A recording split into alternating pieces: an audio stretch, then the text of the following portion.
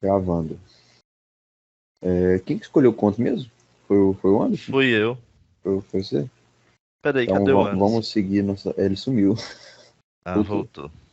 Vamos seguir nosso ritual. Quem escolheu faz a apresentação e aí a gente vai seguindo. Pois é, né? Vocês estão conseguindo me ouvir bem? Sim, né? Sim. Eu não tô falando tão alto não, mas tô de boa então. Esse conto é uma novidade porque a gente já leu, né? Tipo assim, a novidade é que a gente não costuma repetir contos. Mas lá, quando a gente leu ele já faz muito tempo e também era uma versão bem reduzida, né? Que era a que estava disponível num site aí da internet. Eu até falei com o Anderson assim, mas não tem em português. Então, vou indicar pra gente ler até talvez em inglês e, tipo, traduzindo no tradutor do Google algumas coisas e tal. Porque foi a versão que eu tinha achado aqui em inglês. Aí o Anderson me mandou essa. E vocês repararam que é de português de Portugal, né? Essa Sim. versão. Aí teve umas coisas que eu até fiquei assim, o que que tá acontecendo aqui? Mas eu até fui comparando com a versão em inglês e tá bem idêntico, assim, sabe? Tipo, a tradução do inglês tá idêntico com essa tradução de português de Portugal, só que tem umas palavras estranhas mesmo, igual, sei lá, é, ônibus, eles chamam lá de autocarro, uma coisa assim. Umas palavras que eu nem sabia que eles usam lá em Portugal. Tá aí, Yuri? Não tô aqui porque eu fui espirrar. Eu tirei a câmera. Ah, tá. Mas Muito minha, inesperado. minha ideia era que a gente conseguisse tirar mais coisa do conto mesmo, porque eu não lembro nem se a gente já fazia reunião pra discutir quando a gente leu esse conto. Não sei se a gente leu, foi na época do IF, nem lembro mais. Só para fazer um adendo, eu tava. Quando eu terminei de ler o conto, eu fui no YouTube, eu sempre dou uma pesquisada, eu gosto de dar uma lida, seja no YouTube, no Google, e aí eu encontrei um vídeo de 2 minutos, que é um trabalho de escola, provavelmente, eu acho que é de alguém dos Estados Unidos, tipo, coisa assim, de ensino fundamental, cara. Só que é muito engraçado. Tipo assim, o título é Os Destruidores em 2 minutos. Ele literalmente ele faz colagens, tipo, ele pega imagens, por exemplo, quando chega a cena de botarem o velho dentro de uma cabine lá, ele literalmente pega uma foto de uma cabine velha e coloca uma legenda, tipo, me tirem daqui. Cara, eu queria até compartilhar a tela, por exemplo, já que é 2 minutos de vídeo, compartilhar a tela aqui, porque o áudio eu acho que nem faz diferença. Talvez vocês não vão ouvir o áudio, não sei. Mas é porque literalmente são só colagens, tipo, imagens e texto, em inglês, né? Mas são 2 minutos assim, que resume literalmente o que é o conto, em ordem cronológica, sabe? Qualquer coisa eu boto aqui depois, é bem legal. Tá, Legal. daqui a pouco você coloca, então, deixa eu só falando aqui. Beleza. É porque eu lembro que, assim, a gente teve uma ideia de trabalhar com contos lá no IF, né? Só que não foi nada muito formal. Então a primeira coisa que a gente fez foi pegar e ler alguns contos, mas sem discutir, né? Aí a gente leu A Benfazeja, que foi o primeiro. Eu lembro que o primeiro foi A Benfazeja.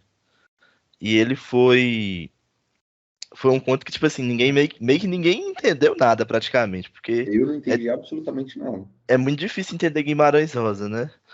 Mas Mas eu acho que se a gente lesse hoje, a gente ia extrair muito mais do conto. com certeza. Não por conta da segunda leitura, mas por conta da maturidade que a gente conseguiu mesmo. Até porque eu acho que a segunda leitura nem faria diferença, porque a gente leu Destruidores e eu não lembrava de nada também. Então, Benfazeja eu vou lembrar menos ainda. Eu só lembro que tinha uma mulher que andava na rua, só isso. E a gente também, nós somos pessoas diferentes, né? A gente vai ter visões diferentes. Mesmo se a gente ler aqueles contos que deram discussão maior, igual aqueles dos deuses lá que a gente leu dois contos assim que tinham um negócio dos deuses lá no primeiro ano. Eu acho que se a gente lesse de novo ia ser diferente, tipo, a gente ia conseguir tirar outras coisas assim. Mas esse é mais também porque é o nome do nosso grupo e tal, então eu achei que era bacana a gente ter um conhecimento maior sobre o conto. E E aí eu não sei a partir de qual momento que a gente começou a de fato, tipo assim, reunir só nós três e discutir os contos, assim, porque eu sei que gravar mesmo é uma coisa recente, né? Que a gente fez muitas discussões e nem era gravado, nem nada. Nem sei se a gente discutiu todos os contos. Eu acho que teve alguns contos que a gente só leu, não? No início, assim. Os primeiros Não, a foram. gente, a gente só leu o que nós fizemos do IF. A partir do momento que a gente começou a fazer fora do IF, reunindo aqui online, a gente sempre discutiu. Então dá para saber, até pelo Mas, arquivo. mas eu não sei se depois que a gente saiu do IF, se a gente, tipo, discutia via chamada de vídeo ou só falava alguma coisa lá no grupo também, né? Não lembro. Não, A gente via chamadas de discutia. vídeo. Ah, tá. Porque a gente demorou para começar a gravar. A gente discutia pelo WhatsApp, eu acho, no início, né? Chamada de vídeo pelo WhatsApp. Sim, também. Uhum. Aí acabou que eu até tinha falado com o Anderson assim, talvez seja uma experiência nova também, porque a gente vai acabar lendo em outra língua, porque eu não tinha achado em português, e a gente ia ler tipo em inglês, e eu iria ler em espanhol, porque eu tinha baixado em espanhol também. Eu até esqueci de pegar o texto em espanhol para comparar, mas acabou que a gente leu como se fosse em outro país também, né? Porque a gente leu a versão de Portugal, aí deu uma diferençazinha. Mas eu acho que o conto tende a crescer à medida que a gente for discutindo mesmo, porque assim, só tendo terminado de ler o conto, eu não vi ele como assim, o melhor do ano, assim, sabe? Tipo, sei lá, tipo, acho que a gente leu muitos contos bons e é difícil mesmo fazer essa comparação. Tipo, se fosse colocar um top 3 assim, não sei se eu colocaria ele entre os melhores, assim, do ano. Eu Mas, colocaria. mas eu gostei muito do conto e achei ele, por exemplo, melhor do que alguns, assim, que de cara eu já não gostei tanto. Mas eu acho que, mesmo os que eu não gostei tanto, depois da discussão eu acabei vendo assim, tem muita coisa aqui. E só uma impressão geral, assim, para depois a gente ir falando mais coisas. Eu achei que é um conto que descreve muita coisa, e ao mesmo tempo ele é um conto muito metafórico também. Eu achei que ele, tipo, ele tem umas metáforas muito específicas que eu não consegui descobrir direito tudo, mas eu vi até algumas análises assim. Acabei lendo alguma coisa assim sobre na internet. E acho que eu concordo que tem umas metáforas assim mesmo sobre a época ali, o período. Eu acabei esquecendo de pesquisar um pouco mais sobre o Graham Greene. Acabei não pesquisando muito sobre ele. Mas eu acho que é um conto já tido como um clássico, né? Porque ele até aparece lá no Donnie Darko, né? Com a professora de literatura explicando o conto e tal. E tem até umas referências ao conto no próprio filme. A parte que. As partes que, tipo, acontecem umas coisas bizarras na escola, como se alguém estivesse destruindo a escola. E aí é como se eles estivessem citando algumas partes do conto, assim. Mas vocês podem ir falando aí que depois eu falo mais. Nossa, eu gostei demais do conto. Eu estou junto com o Yuri aí. Gostei muito mesmo. E sobre a tradução, esse português de Portugal, não me incomodou. Eu acho que é legal, gente, ler português de Portugal, porque, assim, é a mesma língua e não é, né? Nem Então, parece a que é a gente vai mesma língua, descobrindo nossa. umas coisas diferentes, um vocabulário diferente, até umas formas que existem até no nosso português, mas que a gente não utiliza, né? Por exemplo, baldio para vadio, equipa ao invés de equipe, caminhão ao invés de caminhão, né? Então, achei muito legal. Eu fui vendo essas coisas que eu até marquei, porque eu achei assim, bem interessante, porque eu trabalho em português. Falei, vou marcar isso que depois posso até aproveitar isso em alguma aula, em algum momento, né? Então, achei bem bacana. Esse conto me lembrou muito, não sei porquê, na verdade eu sei mais ou menos, o livro Senhor das Moscas, do William Golding. Lembra também? Sim, eu tô Porque, conseguindo falar. sim, e eu acho assim, que uma coisa fundamental aqui no conto é a não romantização da infância, da adolescência, que é a mesma coisa que tem também no Senhor das Moscas. Essa ideia de ver a infância como pura inocência.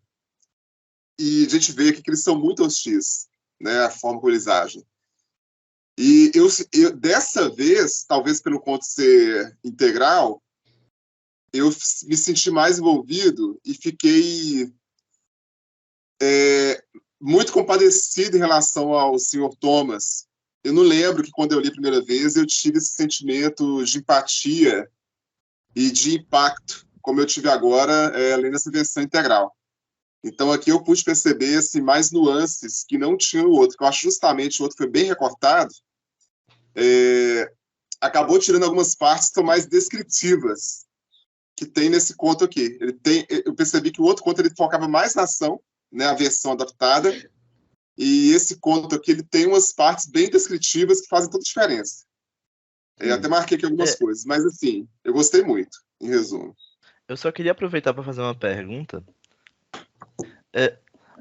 Por que existe uma versão não integral do conto?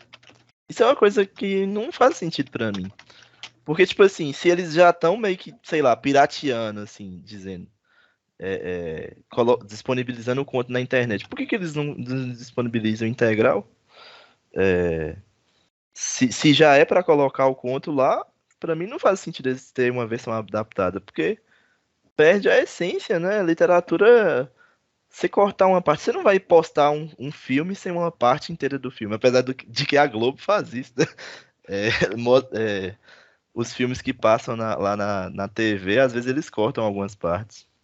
Mas pra mim não faz muito sentido. E eu acho que, além de não fazer sentido, é até uma falta de respeito ao próprio escritor, né?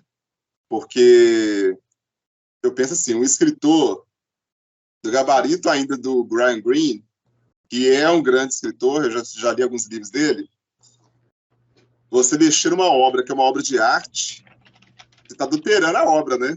Na verdade, quando você faz isso. Então, também não acho legal. Eu sou contra qualquer tipo de corte em texto. Inclusive, até questões, falando de mim agora, né, como professor, eu evito trabalhar questões com alunos, por exemplo, pegar um trecho de um poema, né, um trecho de um livro. Eu acho que é muito complicado a gente trabalhar com esses recortes. E conto já é uma narrativa curta, né? Então, assim, para que cortar o conto, né? Já é uma narrativa curta. Então, enfim, eu não concordo também, não. Acho que perde mesmo e prova que a gente percebeu, pelo menos, eu acho que nós três, né? A diferença de ler a versão integral para outra versão que a gente tinha lido. Você tá falando nisso? Lá na história, a gente tem o costume também de trabalhar com paleografia, né? Que é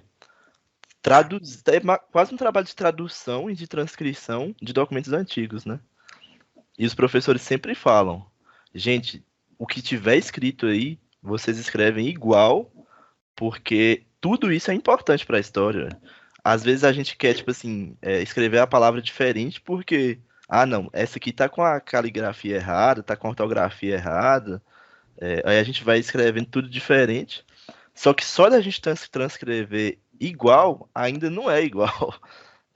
E tipo, quanto mais fiel for, melhor depois, na hora da gente analisar. Porque a gente sempre vai, tipo, mudar alguma coisa, mas se a gente for mudar a ortografia do que estava escrito antigamente, a gente vai perder totalmente a qualidade das transcrições, assim.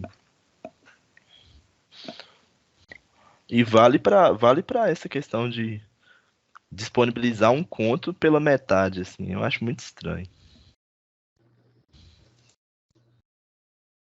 Eu acho que, tipo assim, eu lembro que eu gostei daquele conto reduzido que a gente leu. Acho que foi o quê? 2017, provavelmente.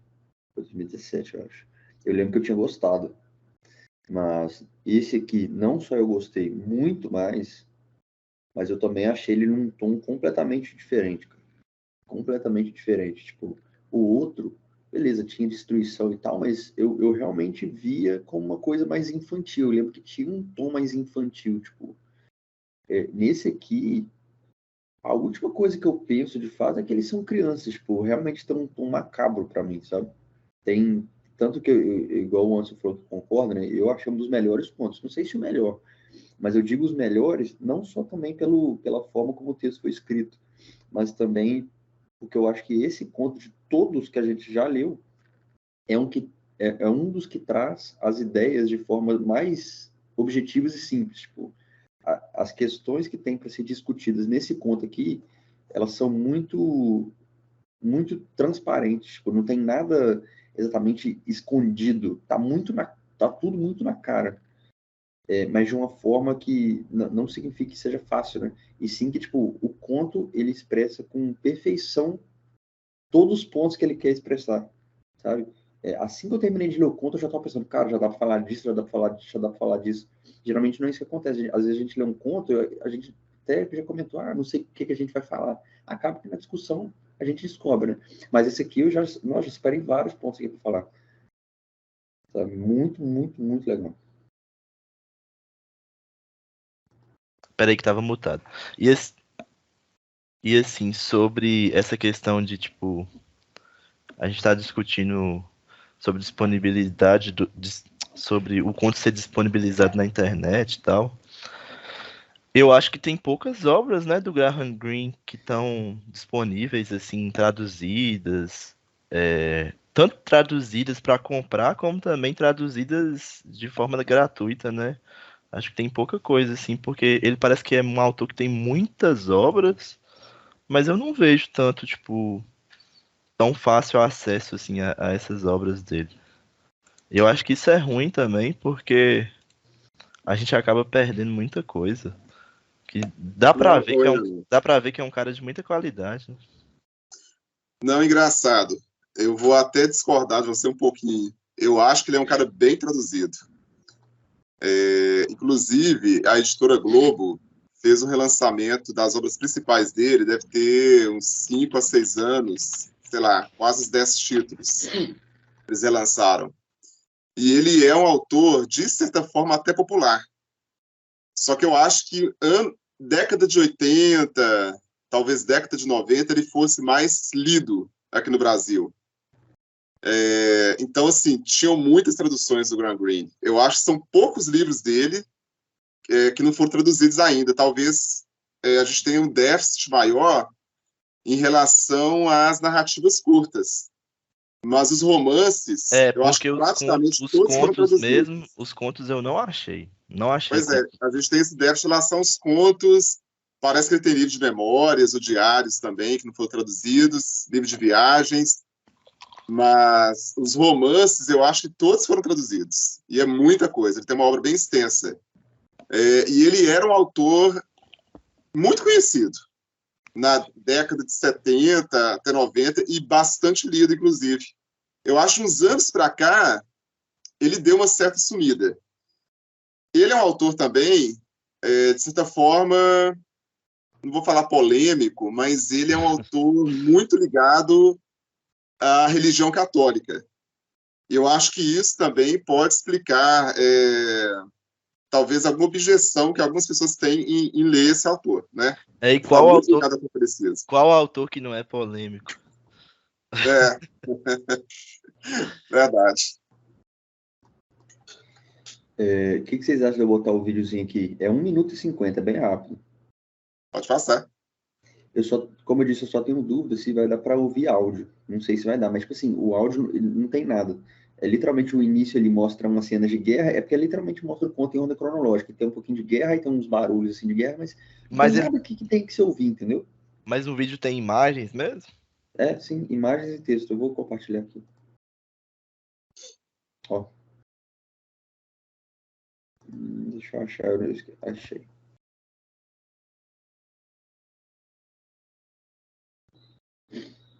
Estão vendo? Tô vendo a tela. Tá vendo o YouTube? Sim. Show. Ok. Deixa eu ligar aqui. Deixa eu ligar aqui minha câmera. Pronto.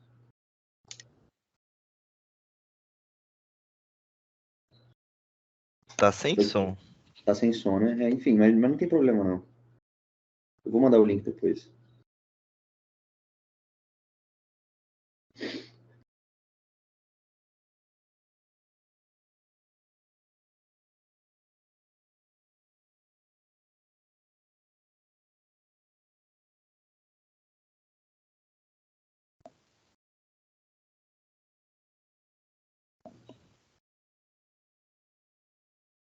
Aí agora fica basicamente tocando uma musiquinha de rock. Vocês querem que eu pause para vocês lerem ou vocês estão conseguindo ler? E fica passando uns textinhos, mas é bem curto. Eu não sou muito bom no inglês, não, mas. Enfim, as imagens você já vai conseguir entender, mas eu vou mandar o link no grupo lá depois. Uhum.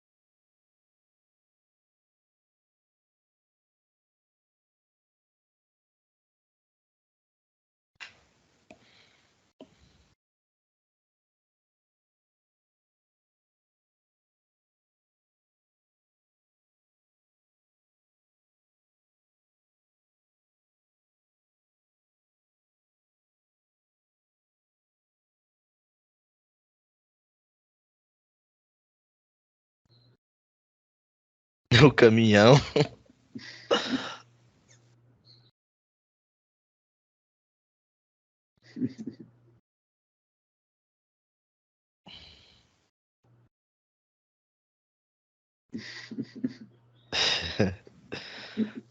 É isso.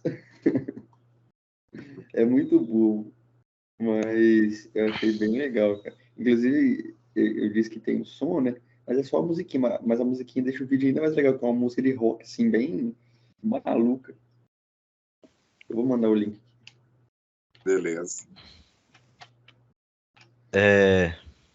Mas então, falando mais sobre o conteúdo assim do conto.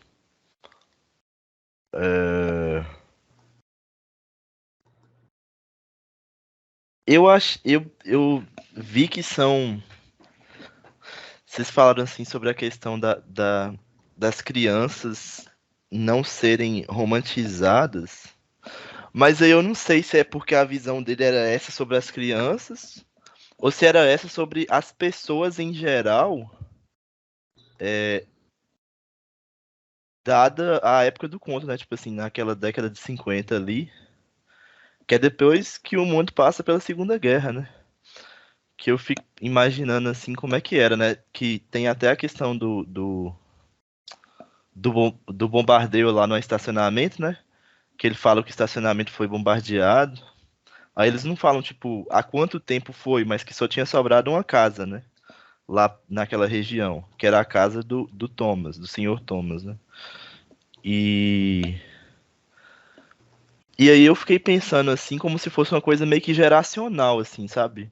Essas crianças que nasceram meio que durante a guerra ou um pouco após a guerra, parece que elas têm uma visão assim de mundo diferente mesmo. E até vai de encontro às análises, só que eu acho que as análises são um pouco pobres também no sentido, tipo assim, às vezes colocarem assim, ah não, a metáfora de tal pessoa é o vilão da história, porque às vezes é mais do que isso, sabe? Porque, tipo assim, eles colocam lá que o nome é o nome do senhor Thomas que eles chamam de velha miséria, um negócio assim, né? Uhum. Que é tipo uma metáfora para as gerações antigas, sabe? E não só as gerações antigas, mas um recorte assim, meio que de classe também, como se aquela destruição da casa dele em especial. O Anderson tá aí? Ó, A destruição da casa dele em especial fosse, tipo, uma coisa que as novas gerações não aceitassem sobre o passado, sabe? E aí tem essas metáforas assim, mas quando a gente lê o conto sem pensar nisso, assim, você vê que tem outras coisas em jogo, porque de uma forma ou de outra a gente tem uma empatia pelo Senhor Thomas, né? Foi o que eu achei, né? Não sei se vocês. O Anderson também parece que falou isso. Tem uma empatia por aquele cara, assim, porque você vê que parece que a violência contra ele é uma coisa, assim, muito bruta mesmo, e não tem uma consideração sobre o que está acontecendo com ele ali. E aí não sei exatamente o porquê da gente ter essa empatia por ele, se o autor gostaria, por exemplo, de falar que, não, as novas gerações têm mesmo que destruir essas coisas anteriores. Mas eu achei que o conto tem sim um tom bem sombrio, assim. No final eu até pensei assim, nossa, que macabro, o cara rindo assim da cara do outro, sendo que tudo que ele tinha foi perdido ali. E Galera, fala. eu vou abrir o portão aqui, mas pode falar aí. Tá. Pode ir falando mesmo? Ou você quer que espera? Não, pode falar. Aí, sobre as crianças, eu percebi que tem algumas diferenças entre eles também, né? Igual o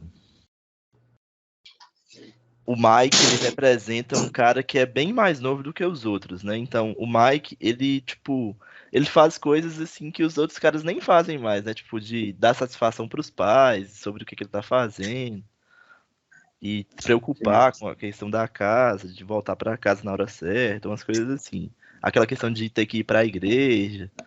Então, o Mike, ele é meio que, por ser mais novo, tem algumas diferenças. E o Trevor lá, ele é um cara totalmente obstinado em torno do objetivo dele. E eu pensei assim que, tipo, como que ele racionaliza tudo em torno daquele objetivo e ele quer ir sempre até o fim, custe o que custar, assim.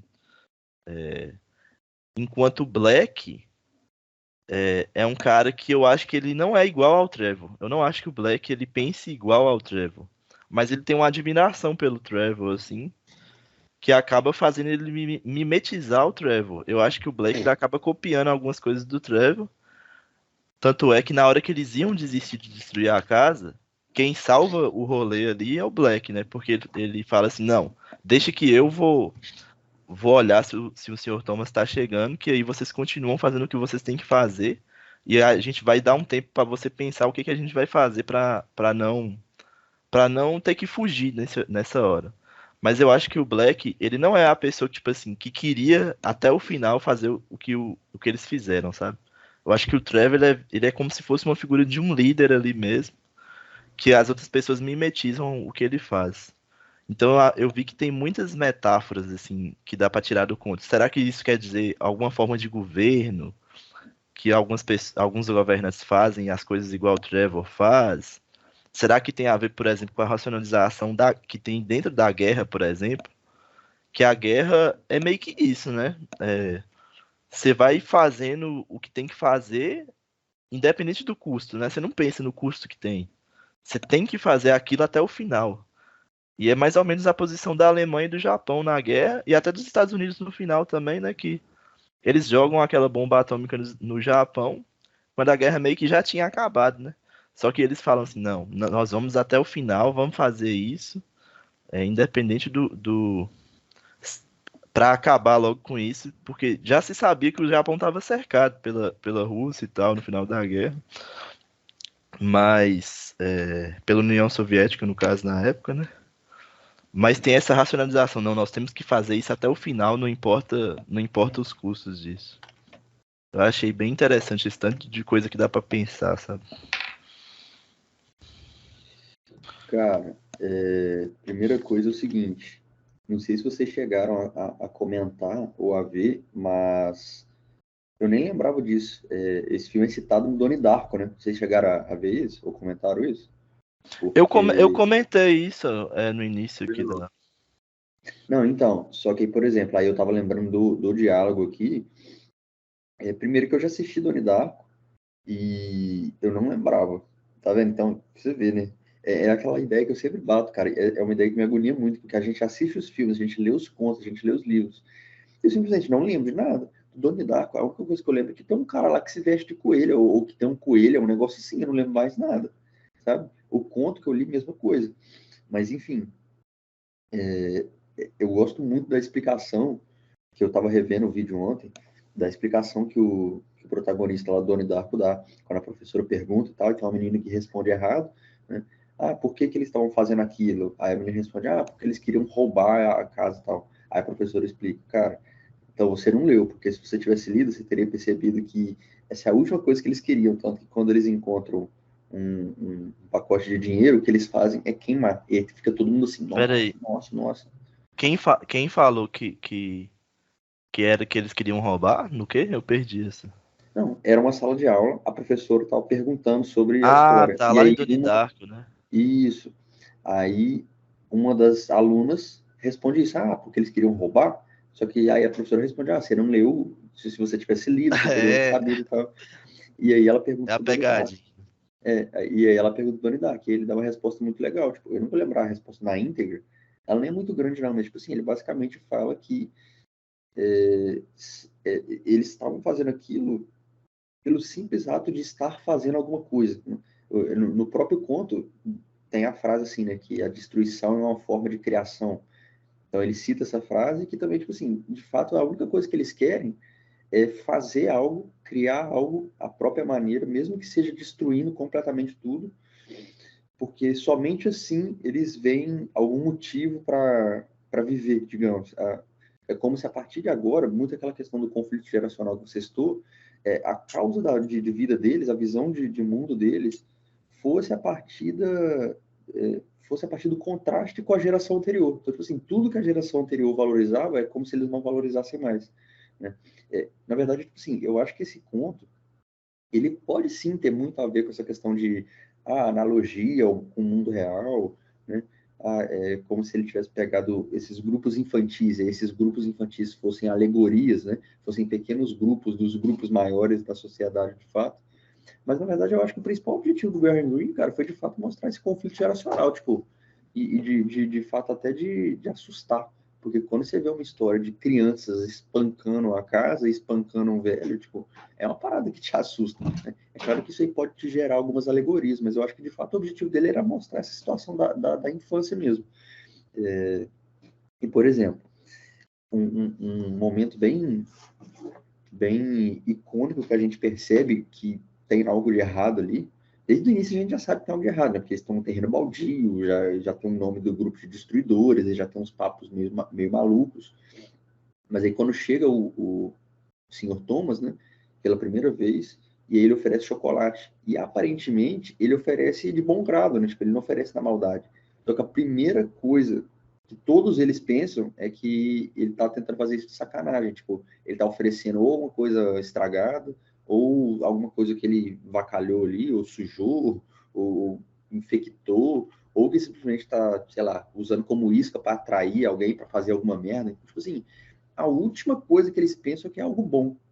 Eles não conseguem, mesmo que a gente não sabe se era um ato de bondade ou não, provavelmente era.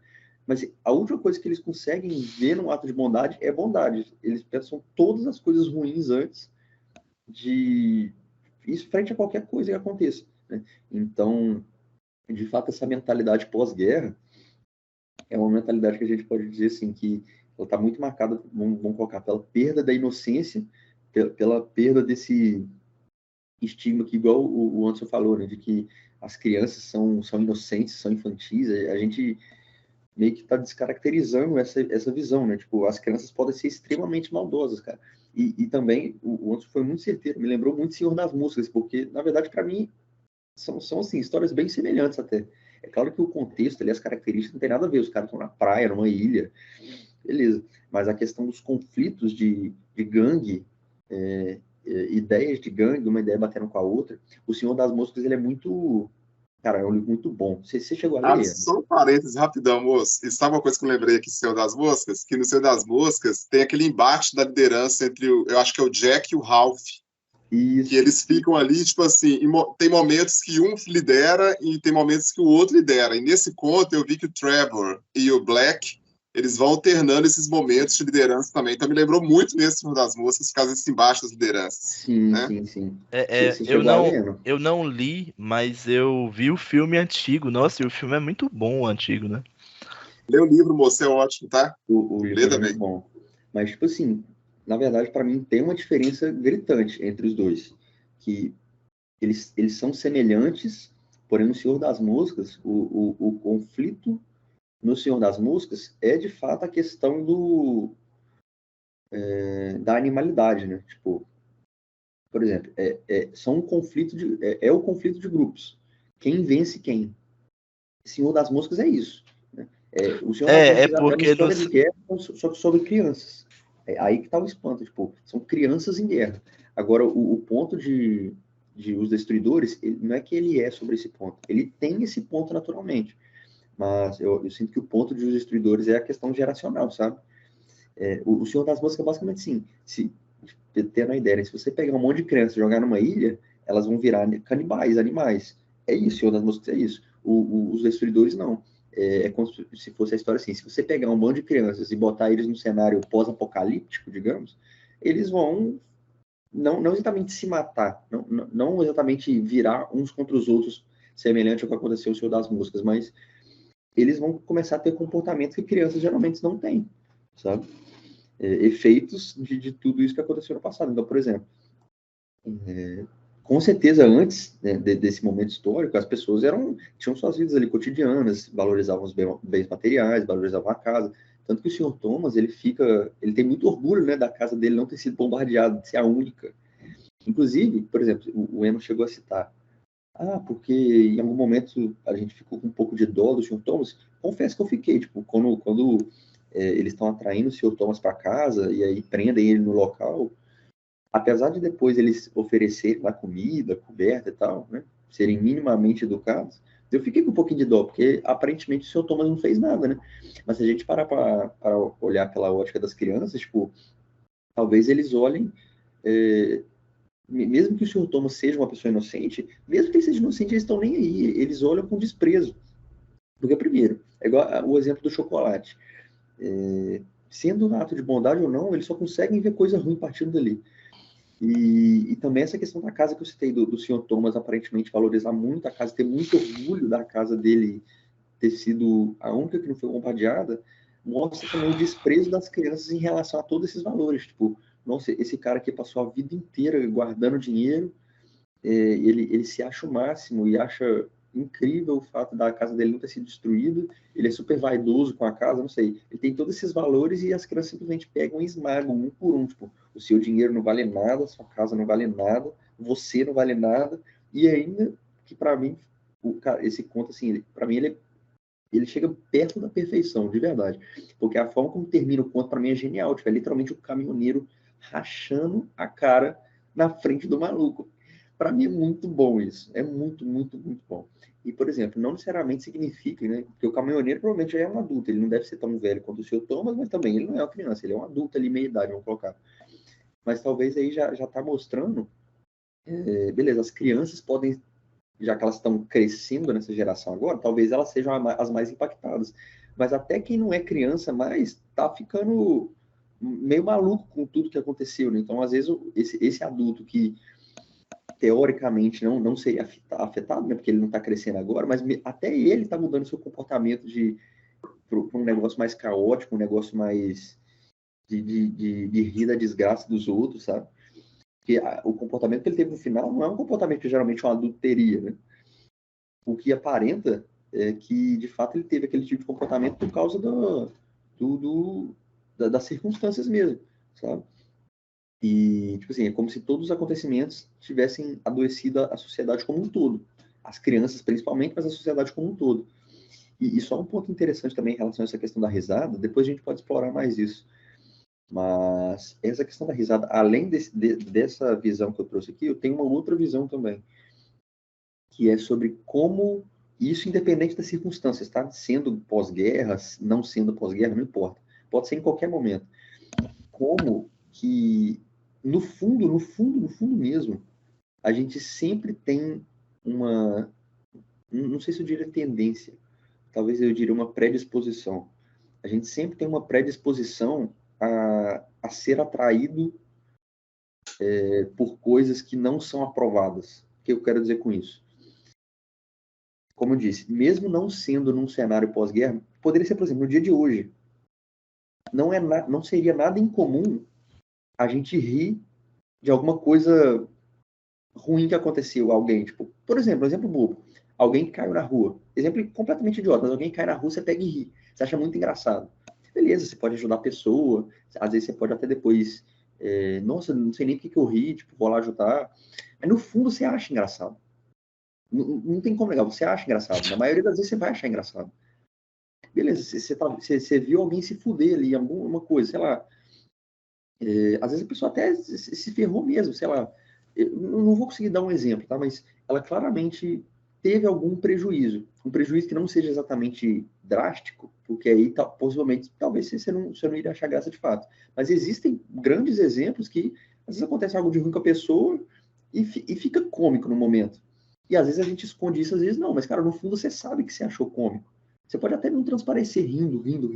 Mas no fundo você, tipo, você achou aquilo tipo assim, diferente, né? É um momento curioso aquilo ter acontecido. Então, eu acho que é um pouco do que o caminhoneiro, um dos motivos do caminhoneiro ter rido também, tipo, não exatamente que ele goste da desgraça dos outros, tá rindo da cara do outro, mas às vezes ele tá rindo do quão aleatório aquilo é, sabe, do quão absurdo aquilo é. E é o que eu disse, tipo, às vezes, no fundo, a gente até se identifica, entre aspas, né, com essas coisas caóticas, cara. A gente até se identifica, tipo, por exemplo, a gente tem esse consenso da sociedade, né, de que as coisas boas são boas e as coisas ruins são ruins. Ok, não tem nada de errado com isso. Mas é muita inocência achar que as ideias ruins também não são atrativas, sabe? Não que elas sejam atrativas de que, então eu vou ser ruim ao invés de ser bom, não tem nada a ver com isso. Mas que em alguns momentos você se vira pro lado ruim também, de bom grado, sabe? Às vezes por um breve momento, mas você se vira, rindo de uma coisa ruim, achando engraçado. E aí a gente poderia expandir isso para várias outras coisas, por exemplo, sentindo inveja, sentindo rancor, sentindo raiva, a gente poderia expandir isso muito, mas bom, vamos ficar nessa parte do humor mesmo, sabe? Em vários momentos a gente se vira para esse lado, e às vezes até sem assumir. Nossa, ótimo, moço. Posso comentar? Ô, Anderson, por que você tá com a câmera desligada? Uai, eu tô aparecendo pra mim aqui. Pra Pra nós, vocês, não. não? Pra mim, Pra não. mim, não. Uai, galera. Apareceu? Não. Peraí. Eu acho que é porque na hora que você desligou sua câmera, aí não ligou de novo. Não desliguei, não. Eu só saí pra pesquisar o significado de uma palavra aqui. E aí eu voltei. Eu vou desligar e ligar de novo. Peraí. Vai lá. E aí? Voltou. Show. Ah, então beleza. Pode Ele tá com um falar. tempão aqui sem câmera. É. Galera, é o seguinte, nossa, é muita coisa. Eu tenho a impressão que a gente vai terminar aqui hoje e esse conto realmente vai ficar muita coisa sem a gente comentar. Só para registrar, tá? Eu percebi, pelo menos assim, pela leitura que eu fiz, mesmo tendo sido uma única leitura, que é um conto que fala sobre a natureza do mal também. E pensando no Green como esse cara com formação católica, essa consciência muito católica, eu acho que o conto ele diz muito também sobre a questão de que o mal não descansa. Que engraçado que até uma ideia que o Tolkien defendia muito também, né? E um outro autor também católico, né? Maneira essa frase. Essa ideia de que o mal ele está disseminado em todos os ambientes, mesmo os ambientes mais ermos, porque eu acho que o cenário também desse conto já era um cenário destruído, né, desolado. A única coisa que não estava destruída era a casa do Sr. Thomas, Mas você vê que nem essa casa, né, que era o único que estava erguido ali, ela foi poupada. No ambiente, talvez, que fosse improvável, né, a princípio, existia algum tipo de ação maléfica, até por ser um ambiente mais desabitado. Mas, então, assim, naquele ambiente, né, que era um ambiente despovoado, E na hora de isolado, ler ali, parece que é um ambiente limpo, assim. Eu imaginei uma coisa assim, um dia nublado, uma coisa branca, que dá paz, assim, naquele estacionamento, sabe? Eu imaginei um lugar assim, só que do nada vai ficando uma coisa sombria, né? Tipo assim, vai mudando a pois é. percepção. E é por isso que eu acho que esse conto que a gente deu a versão integral, ele é infinitamente melhor que a versão adaptada, Ele é muito porque descritivo. ele é muito descritivo e as descrições fazem total diferença para a análise do conto. Então, eu acho que a parte da descrição, essa parte do espaço, né, ela é muito simbólica, porque era um espaço aparentemente neutro, né, e isento, talvez, ali de atos maléficos, mas essas crianças, né, enxergaram isso. E eu acho muito interessante o que o Yuri falou, porque aí você vê o contraponto entre o ato de generosidade, né, que o senhor Thomas oferece de chocolate. Não fica claro se tinha alguma intenção escusa nisso ou não, mas pelo jeito não, parece que foi um ato sincero. Mas em momento algum, né, aquelas crianças, elas fizeram alguma crítica de modo a considerar a bondade daquele ato do senhor Thomas, né? E pelo contrário, eles já foram para o lado da hostilidade, porque o Black falou assim, ele falou que tinha uma ideia, né? Então nós vamos roubar o senhor Thomas, aí que era o verbo que eu quis dizer, que é o verbo gamar, que gamar em Portugal, então significa furtar com sutileza, né? Mas ele fala, não, vamos fazer uma coisa melhor, destruir. E eu acho que a destruição, essa palavra destruição, ela é muito intrínseca à questão da natureza do mal. E da natureza do mal pelo viés do pensamento cristão católico, né? Vendo o diabo como aquele que mata e destrói, né? Então eu achei que o conto ele tem essa camada até religiosa, no certo sentido também.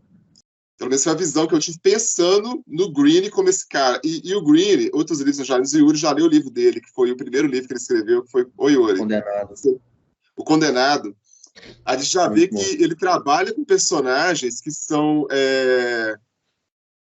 moralmente condenáveis ou corrompidas, né? Eu acho que no Condenado isso é muito claro, né? Nunca são pessoas perfeitinhas, personagem são sempre principal, pessoas né, meio Yuri? malucas. São sempre pessoas meio malucas, assim. Sim. Então, esse cara trabalha com isso, gente. Muito, muito, muito, muito. Outro livro que eu li dele é o Nosso Homem Havana. A personagem é muito ambígua, sabe? Muito má também, que ajuda ele durante a trama. Então, assim, é um autor muito profundo. E eu concordo com tudo, eu acho que o conto ele abre essas possibilidades. De repente, ele não tem a intenção de focar só nessa infância corrompida, né? Mas eu acho interessante ele usar a imagem de crianças ou pré-adolescentes, sei lá, porque talvez seja a imagem, quando a gente pensa em ser humano, a gente associa a imagem de uma criança à questão da pureza, né? E você pensa, eles vieram de uma guerra, né, um cenário destruído pela guerra, e o que foi aprendido, né? O que essa geração que vivenciou a guerra passou de empatia, né, humana para os filhos, para essa geração posterior. Então, assim, é como se o ser humano não tivesse aprendido nada, né, praticamente, com a guerra. Então, é um conto muito pesado, na verdade, né? Eu acho que é um dos mais pesados que a gente já leu, na verdade, assim, se a gente for analisar friamente a trama, talvez seja um dos contos mais pesados que a gente já tenha lido, né? Sim, com certeza.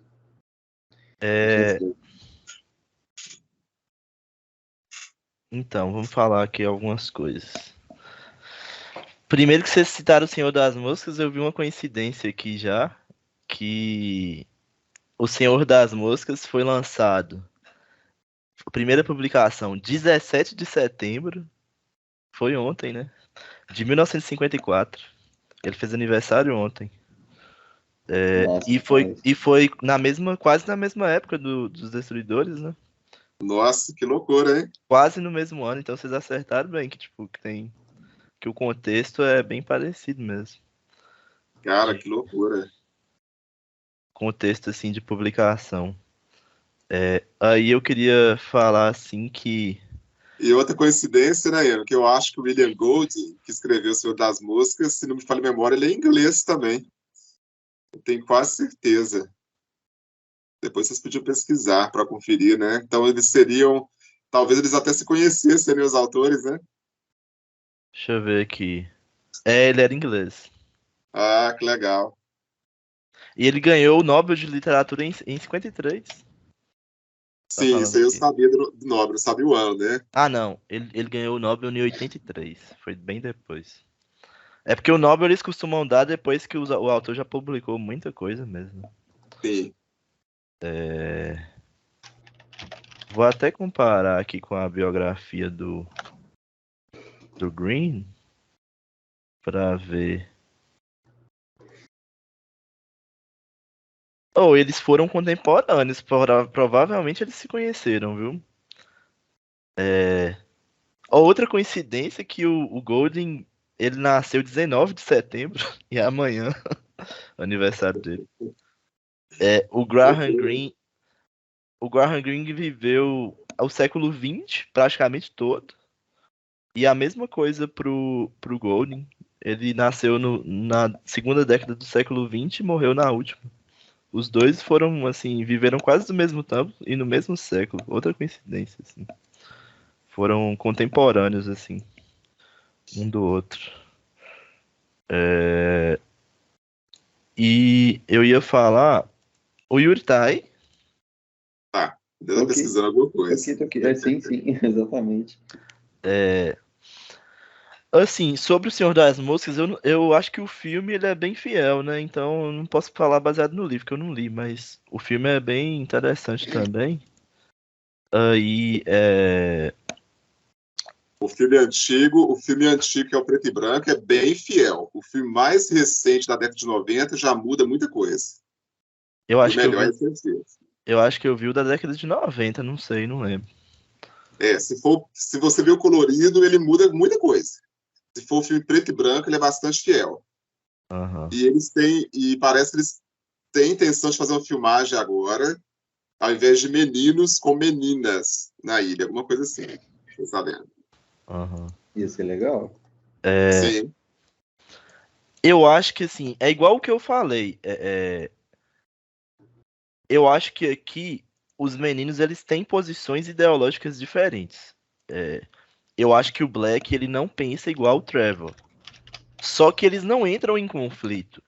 Só que dá pra ver que eles pensam diferente, assim, sabe? Tipo, o Black ele não tinha essa ideia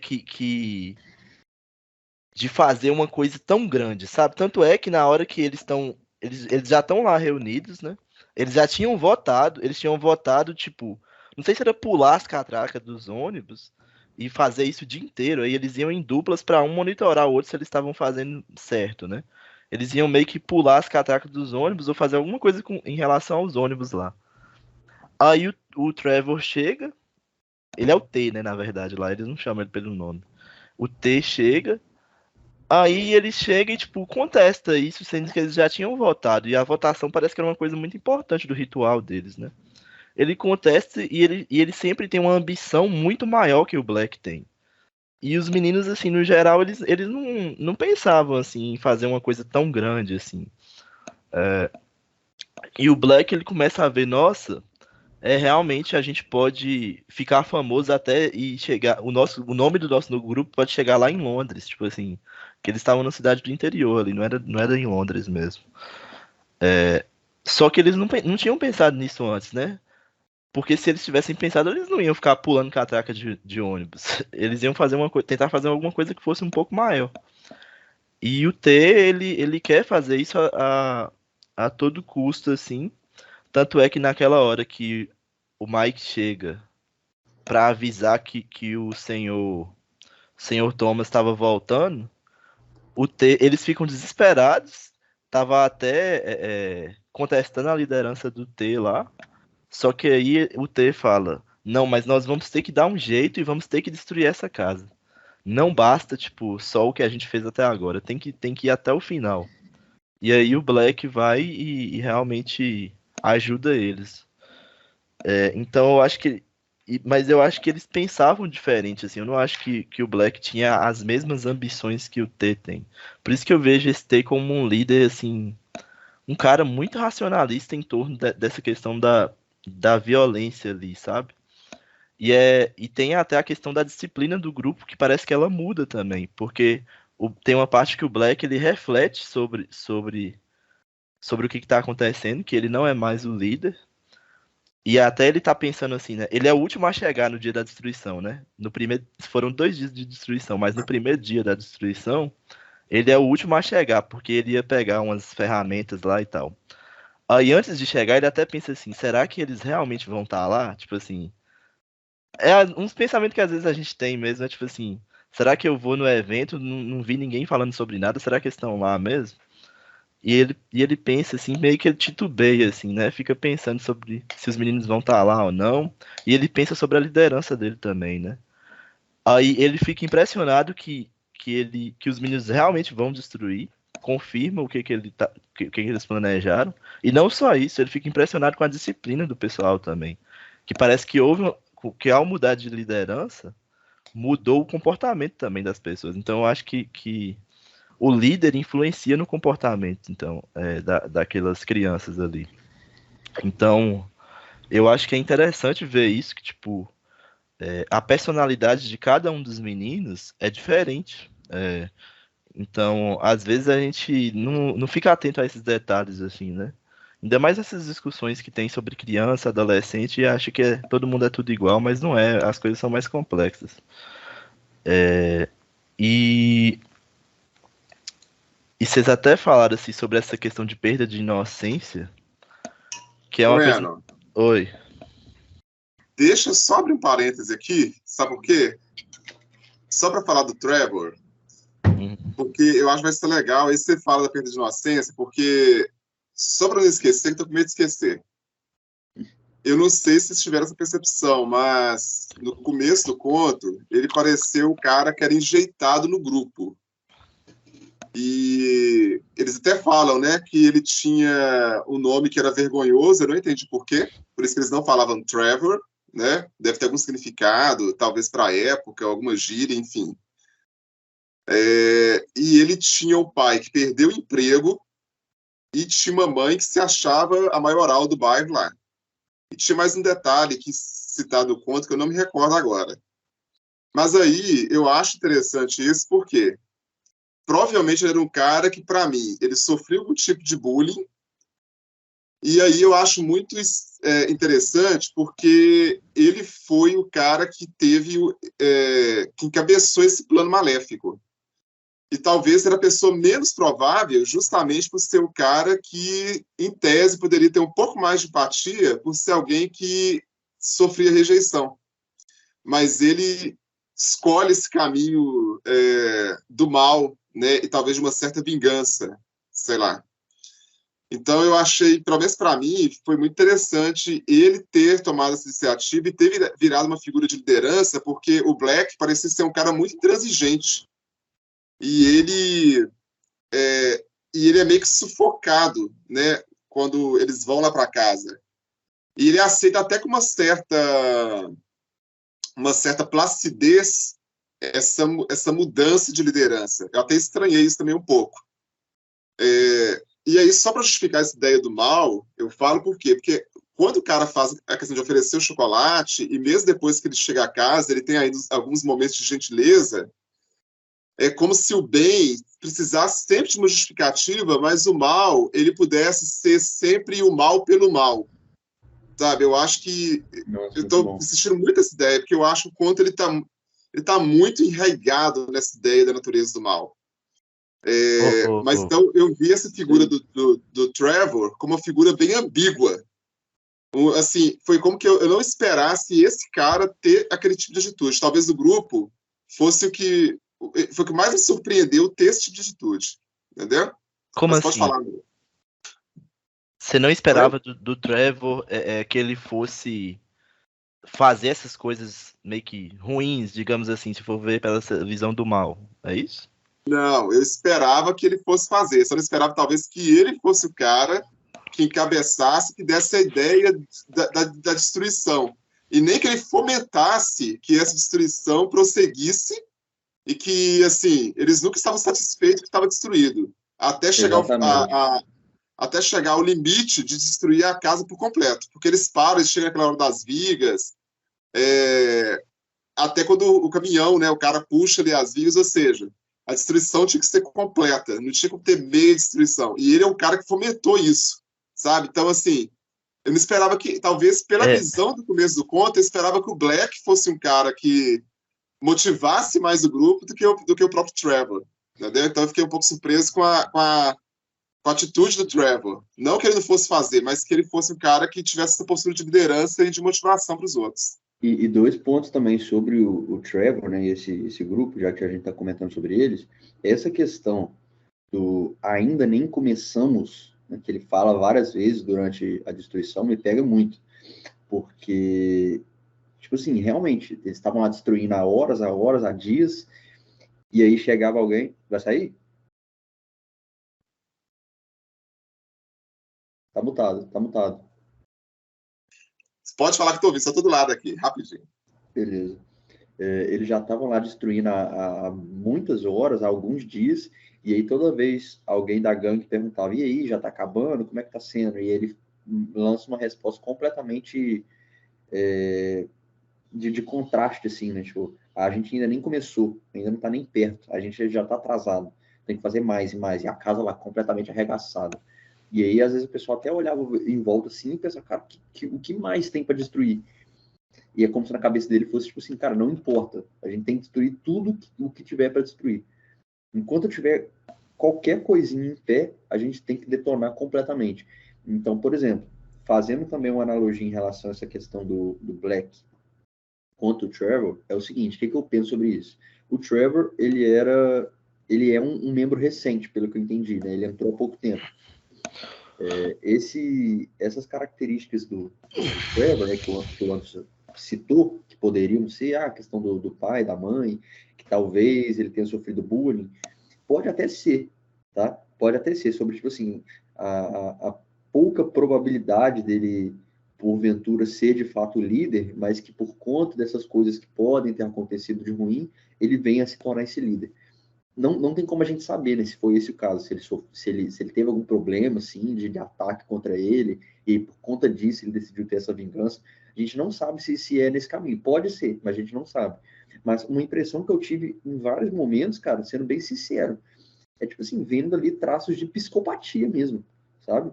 É isso que eu vi. Não que, por exemplo, necessariamente ele seja um psicopata, né? Que mate pessoas e que não tenha nenhum sentimento. Até porque, por exemplo, quando o plano começa a dar um pouco errado, ele começa a ficar frustrado.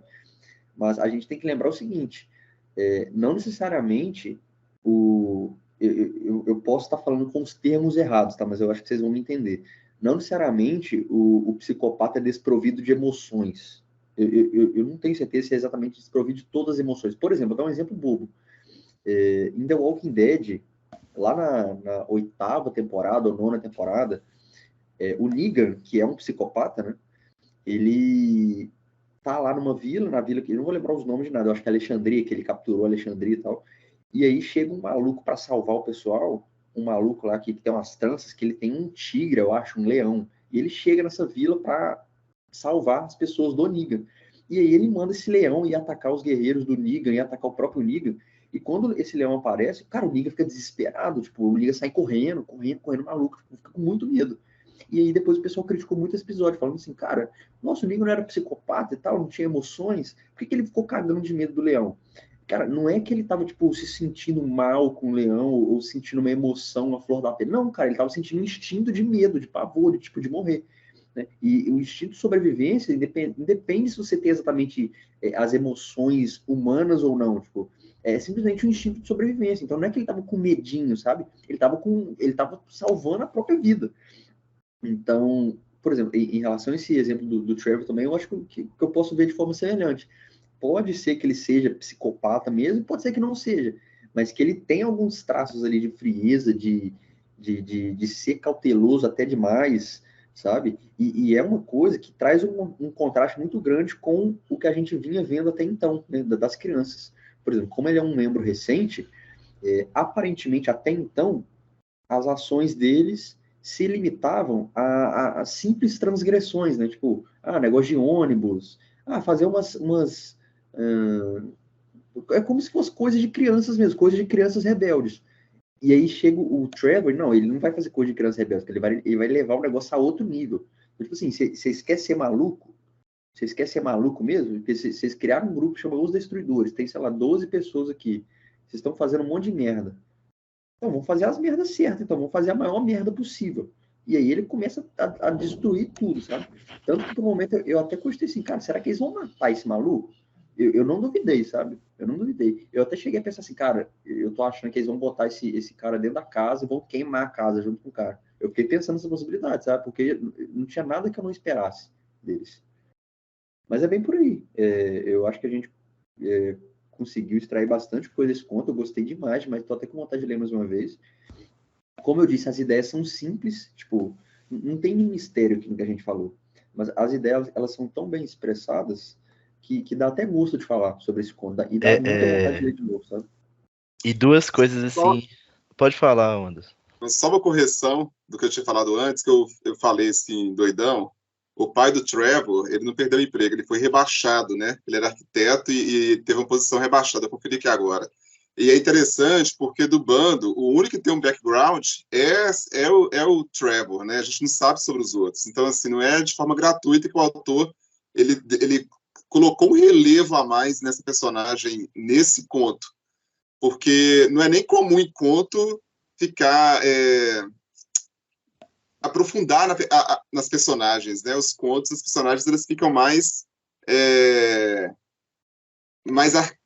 como arquétipos, né? Mas essa personagem ela foi um pouco mais trabalhada, né? Aqui no conto. É só isso.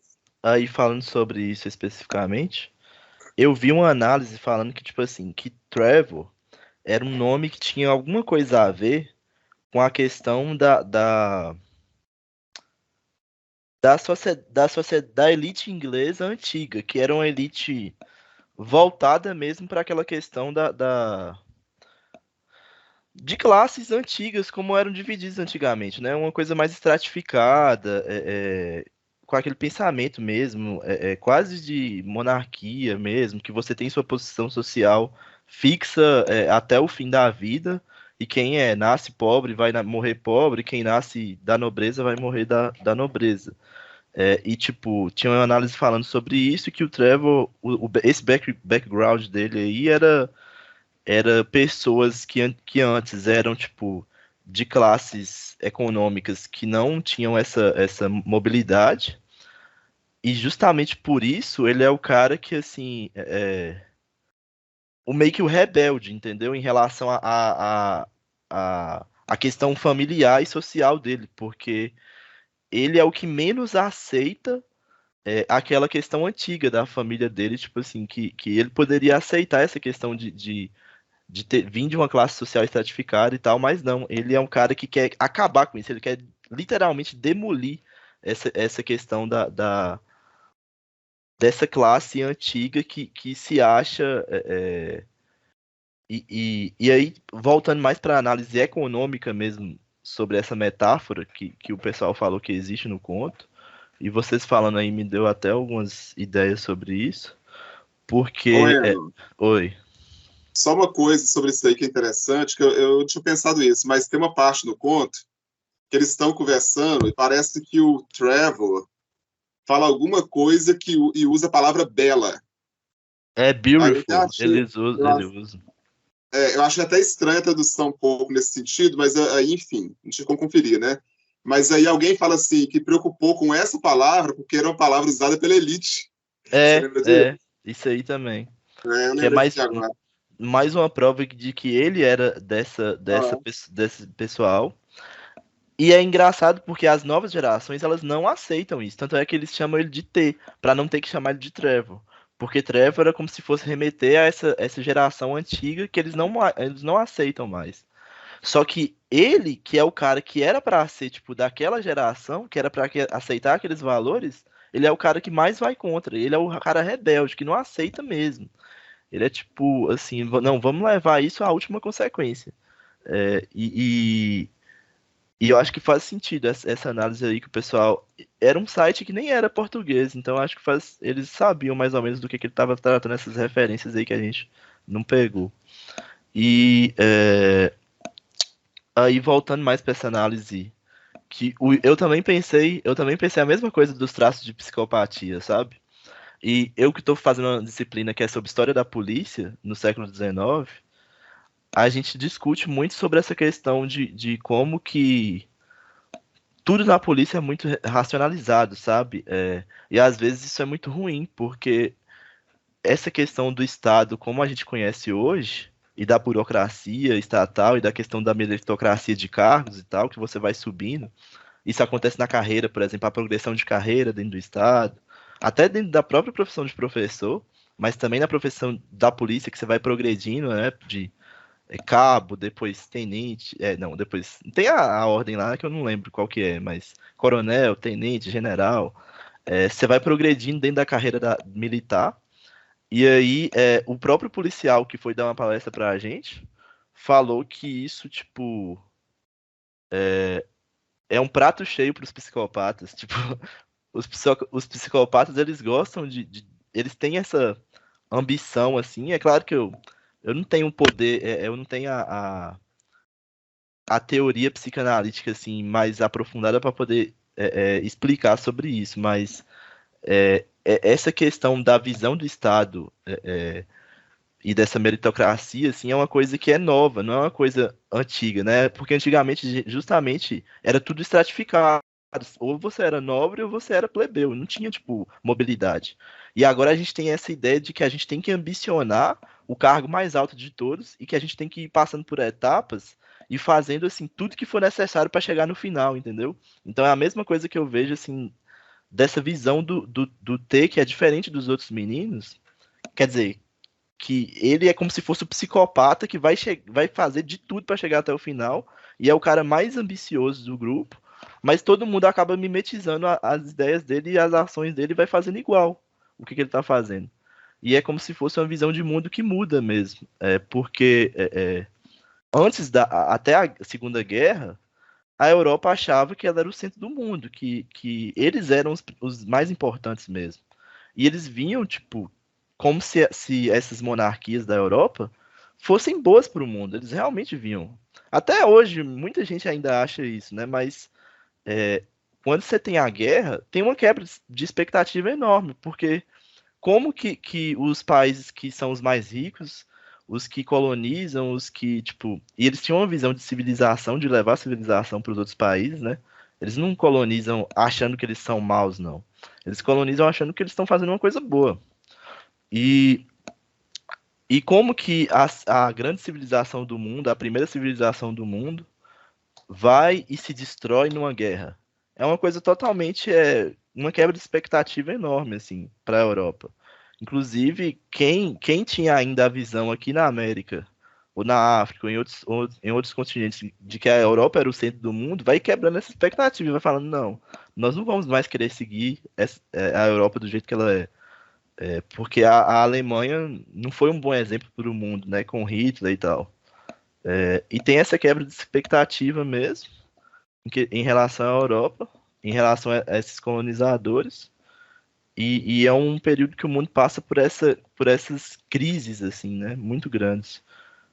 Então, acho que dá para fazer essa análise, assim, tipo, que a geração dessas crianças aí do conto, elas pensam de forma diferente, assim, das gerações anteriores.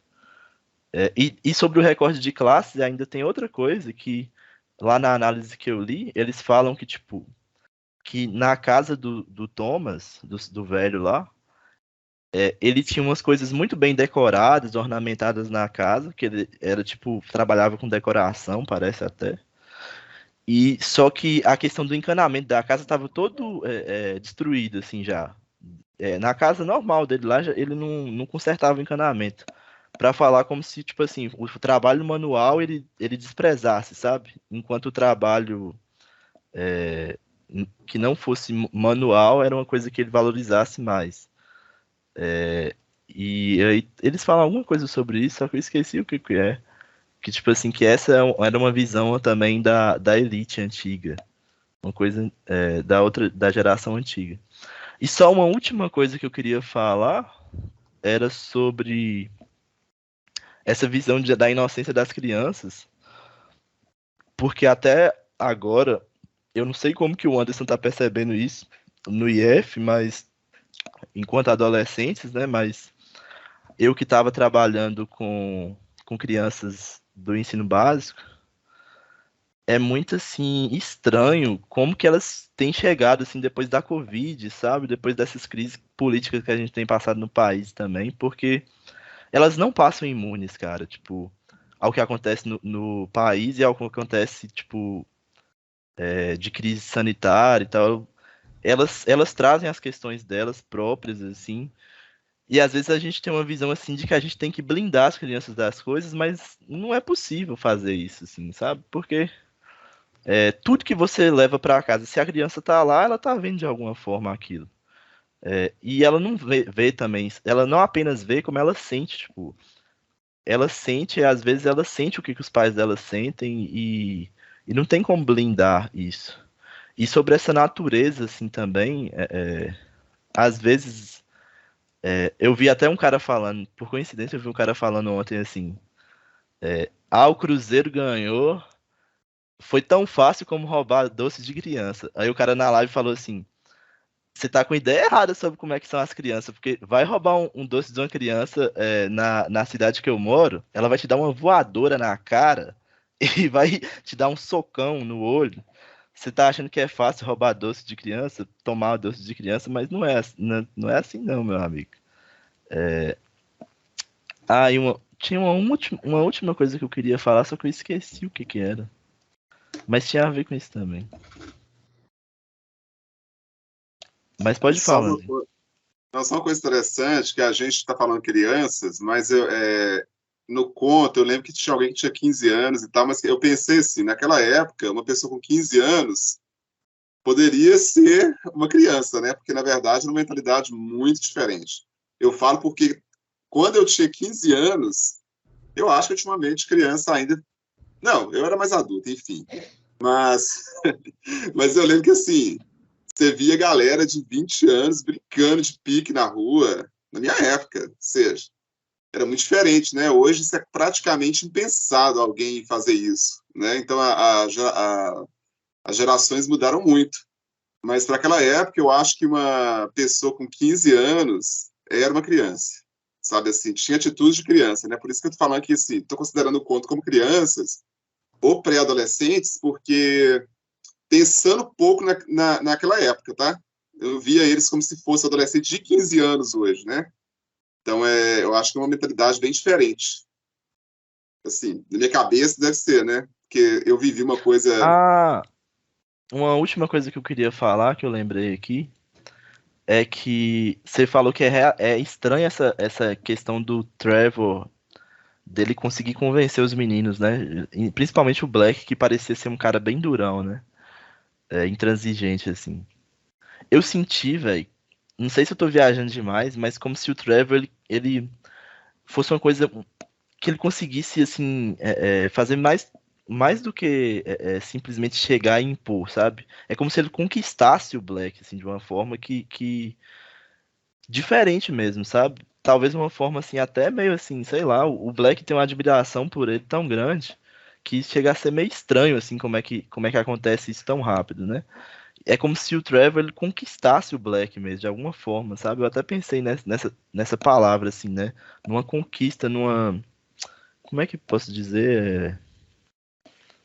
Hum, Como é que eu posso dizer? Tipo, uma coisa assim, tipo uma relação de amorosa mesmo, quando você vai ter que conquistar uma pessoa, sabe? Mas o Black, ele tem um encantamento, assim. O Trevor ele tem um encantamento, assim, que faz o Black se encantar por ele, assim. Uma coisa estranha. É quase um bromance. É. Uma broderagem. Que Talvez ele não simplesmente sei se veja a gente... Você tá me ouvindo? Pode falar, mas... Talvez ele simplesmente veja no Trevor aquela capacidade que aparentemente ele não tem ainda, simplesmente. Porque se ele já é o líder das transgressões, e aí chega um cara e leva as transgressões a um nível infinitamente mais absurdo, de certo modo ele pensa assim, caramba, cara, esse cara é mais foda que eu, simplesmente. E eu vi o Black Eu queria muito ser igual a ele. como. Eu vi o Black muito como uma emoção e o Trevor muito como uma razão, sabe? Sim, exatamente. Exatamente. Ô, gente, eu não sei se a gente tem caminhando para o final, a gente está encaminhando para o final. Cara, eu acho que Tá, sim, porque a gente vai ter que sair, né? Você vai ter que sair. você vai ter que sair, eu também vou Eu ter que sair também. agora. Eu também vou ter que. Todo mundo. Eu vou comentar então aqui um trecho que já foi citado por vocês, mas eu quero ler, que ele é bem pequenininho, que eu achei um dos melhores trechos do texto. Frestas de luz escoavam-se através das portas fechadas e lá dentro eles laboravam com a seriedade de criadores. Afinal, a destruição é uma forma de criação. Eu achei excelente. Eu acho que só esse trechinho aqui dá para discutir muita coisa, tá? Por quê? Sim. Eu fiquei pensando, olha só, aqui tem a questão do oposto de luz e sombra e o mal que está sendo maquinado nas sombras e a luz do lado de fora. Então, acho que não foi uma descrição gratuita, né? Como a natureza do mal é a natureza das sombras, né? Mas, mesmo assim, essas frestas, elas conseguem escoar, né, através das portas fechadas, ou seja, o mal ele não consegue vencer totalmente o bem, né, a luz. Interessante também que é uma destruição que ela começa de dentro para fora, né? Uhum. Então, a destruição começa dentro de casa, até que o cenário por fora seja destruído, né?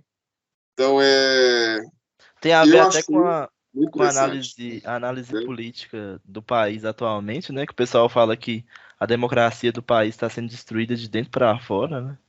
Uma doideira isso. Sim. Mas o conto, gente, excelente mesmo. Assim, eu tô encantado com esse conto, tá? E uma coincidência que eu reparei é que o autor ele só fala que eles são os destruidores quando eles já estão lá dentro destruindo. Ele não cita ele como o nome do grupo fosse os destruidores antes, não.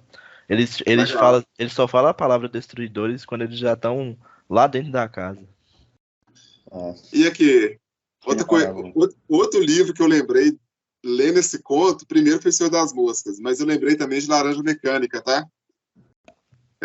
Eu lembrei de Laranja Mecânica, inclusive o Anthony Burgess, eu acho que é outro autor inglês, provavelmente contemporâneo dessa galera também, tá? Então, assim, eu lembrei de Laranja Mecânica também quando eu li esse conto. Sabe de quem que eu lembrei? Eu lembrei do Orwell, porque lá na... Outro autor inglês, né? Outro inglês. E da mesma época, né, os textos, assim. Da mesma época essa galera, hein? Eu lembrei do Orwell porque lá na... Como é que chama o conto, gente? O texto da Fazenda lá. A Revolução dos Bichos? A Revolução dos Bichos. Cada personagem, ele tem um nome específico, ele tem uma metáfora específica sobre o personagem, como se ele fosse um personagem histórico, né? Da Revolução Russa lá, né? O Stalin, o Trotsky, só que eles não têm esse nome, mas o Napoleão, né? Tem o Napoleão, o porquinho lá, tem o... Eu esqueci o nome dos outros porquinhos lá, na Revolução dos Bichos, mas cada um ele é uma metáfora sobre um personagem histórico. Então, eu fiquei pensando assim, se esses personagens, o Mike, o Trevor e o Black, não fossem também metáforas de personagens históricos. E tem só um personagem aqui do conto, que eu até marquei aqui, que foi o único que fez uma... Eu não vou falar que ele mostrou arrependimento, mas ele mostrou uma surpresa, que é o Summers. Que ele fala assim, por que nós fizemos isso? Mas só tem essa pergunta e ninguém comenta nada. sobre o comentário que o Summers faz e continua a destruição, né? Enfim, mas foi o único cara que teve parece que teve um momento de uma lucidez ali, né? Muito breve, entendeu? Foi o único momento também.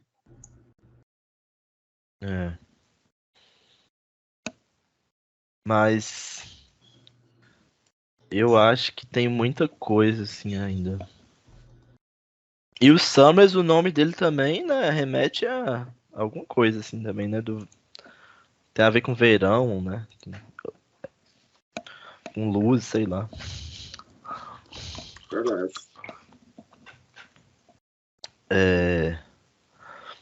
E assim, a gente comentou pouco também sobre a forma assim do conto.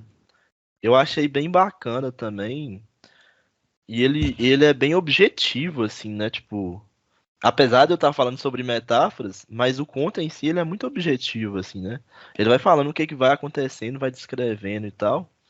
E é um pouco diferente de alguns contos que a gente já leu, porque a gente já leu contos que, tipo assim, que são muito densos, que vão voltando sobre os fluxos de consciência e tal. E aí, às vezes, a gente associa, assim, ao conto que vai ser muito denso ao conto que é mais filosófico e tal. Mas não necessariamente, né? Esse conto, ele tem uma objetividade muito grande, tipo, ele vai descrevendo as coisas mesmo, vai passando essa descrição. Tem vários diálogos, né? Que é uma coisa que a gente já comentou que é uma coisa difícil de fazer, né? Um conto com muitos diálogos. E, e ele não deixa de ser uma coisa assim densa, sabe? Tipo, você parece que tá lendo uma coisa profunda, mas ao mesmo tempo uma coisa muito objetiva. Isso é massa. Aham. O Yuri não quer comentar mais nada, não? Cara, todos os pontos que eu já coloquei aqui eu falei.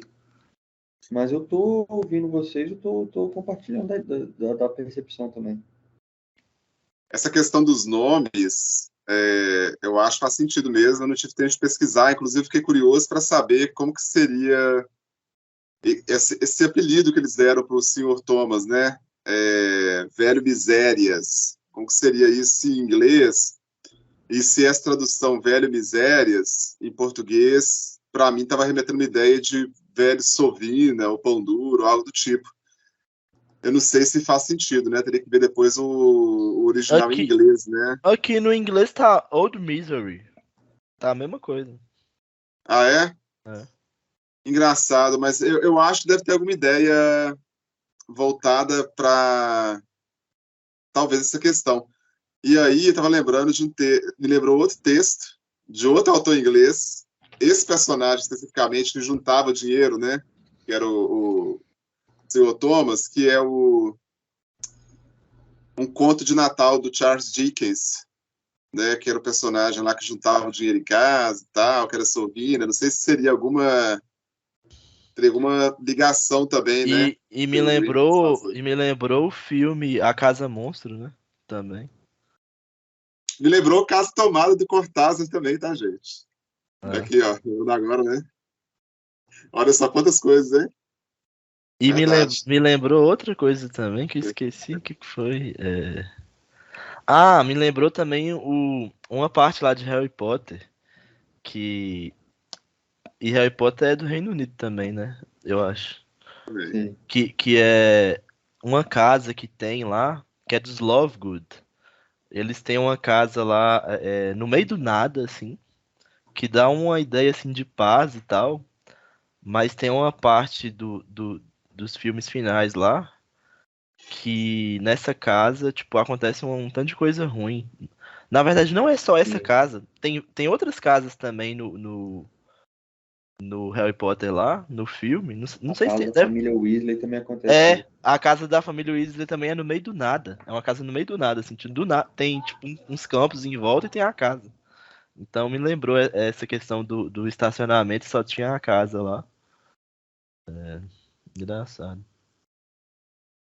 Agora que interessante, é muita coincidência a gente lembrar assim, a maioria dos autores ingleses, né? E, e perceber, assim, não desmerecendo outras literaturas, mas você vê a grandiosidade da literatura inglesa, né? Assim, grandes autores, né? que continuam clássicos aí e são lembrados, né? A gente vê quanta... E eu acho que há muita conexão essa galera que a gente citou aí, com certeza deve haver até alguns estudos aí relacionando essa galera, né? Porque faz muito sentido.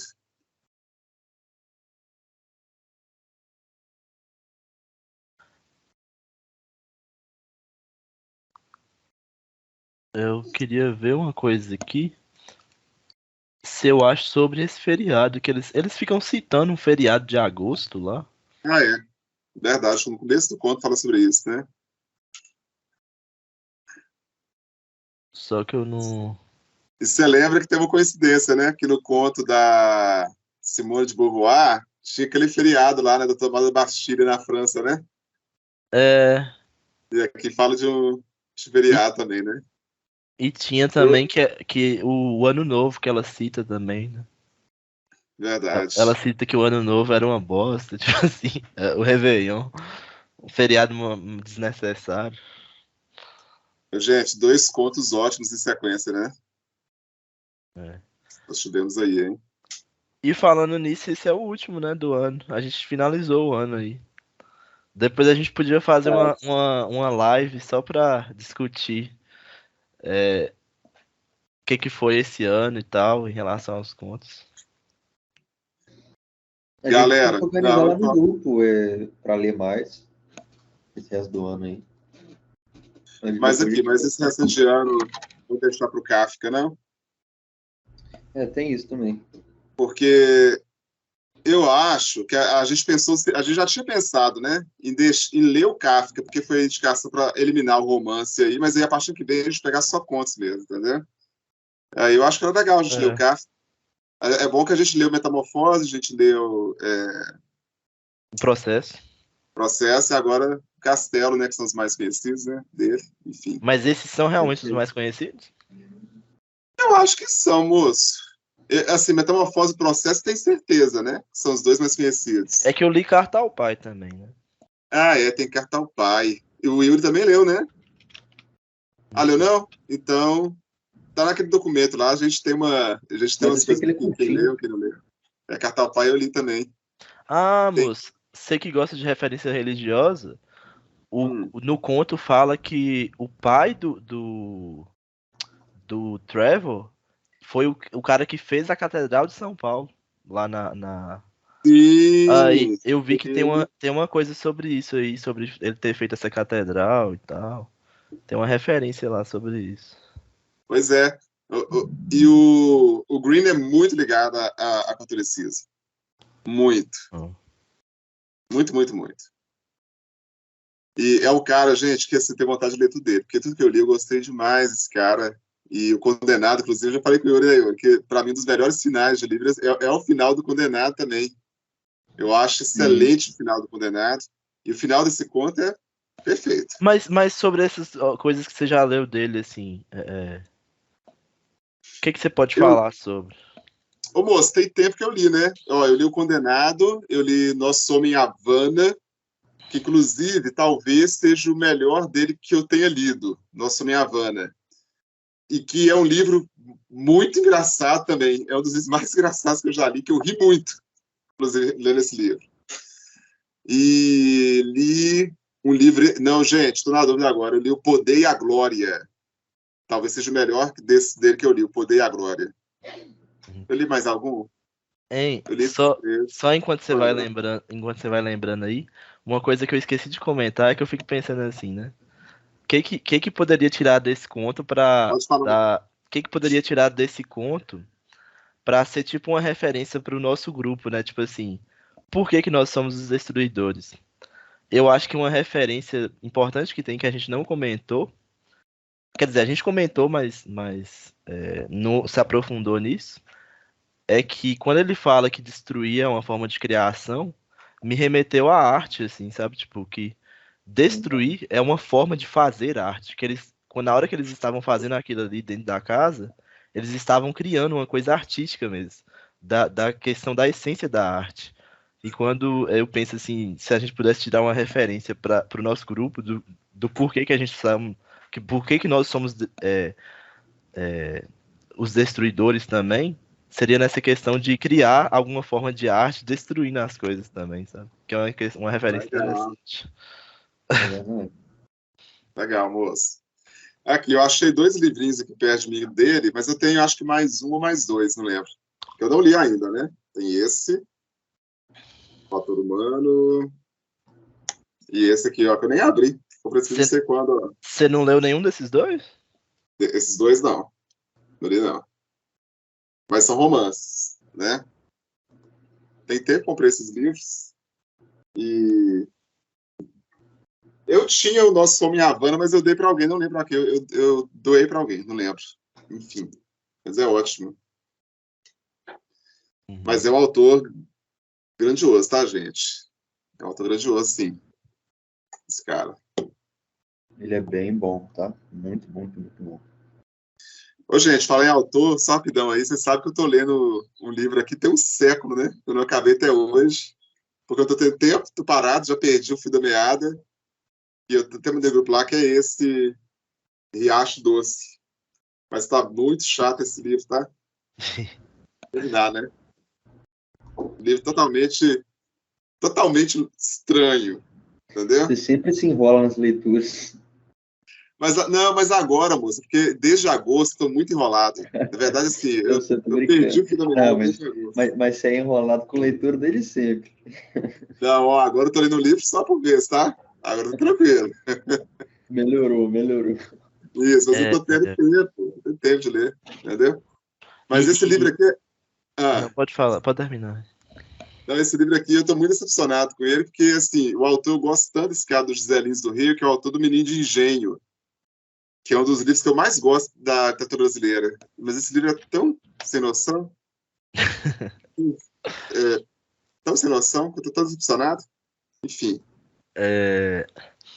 Eu ia falar assim que o Castelo, o livro que eu até dei uma olhada aqui no livro que eu tenho. Eu não sei se eu vou ler por ele, porque ele tá com um cheiro de mofo, mas parece que ele tem uns 20 capítulos, uma coisa assim. Qualquer coisa a Você tá gente com ele pode. aí? Tô. Deixa eu te mostrar aqui, peraí. Quem traduziu? Porque eu tenho o Castelo aqui, uma tradução antigona. Inclusive, não deve ser muito confiável, não, mas eu acho que vou ler por ele. Peraí, deixa eu ver aqui. Olha quem é tradutor. Porque o Carone Modesto é o cara, tradutor Kafka mais celebrado, né? Mas eu não tô querendo comprar, não. Eu vou ler o que eu tenho aqui antigão. Entendeu? Aqui. Deixa eu ver aqui. Esse livro tá novo, moço?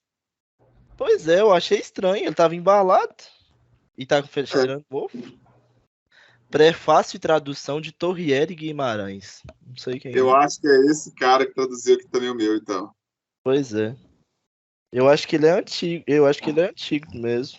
Eu lembro que eu li alguém comentando uma coisa desse cara, falando assim, que não era uma tradução confiável, assim, que o cara fez uma tradução muito obscura. Só que como o Kafka é um cara muito obscuro, aí que a tradução obscura até que casou bem com o Kafka, entendeu?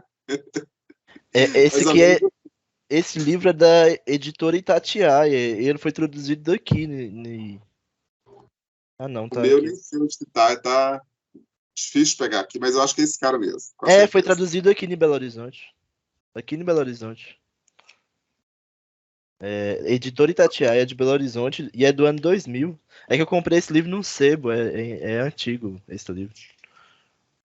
Mas a gente encontra também esse arquivo facilmente, né? Com certeza. O Yuri talvez deve ler pelo Kindle, né, Yuri? Eu acho que eu até salvei ele aqui. Deixa eu ver se eu tenho no computador.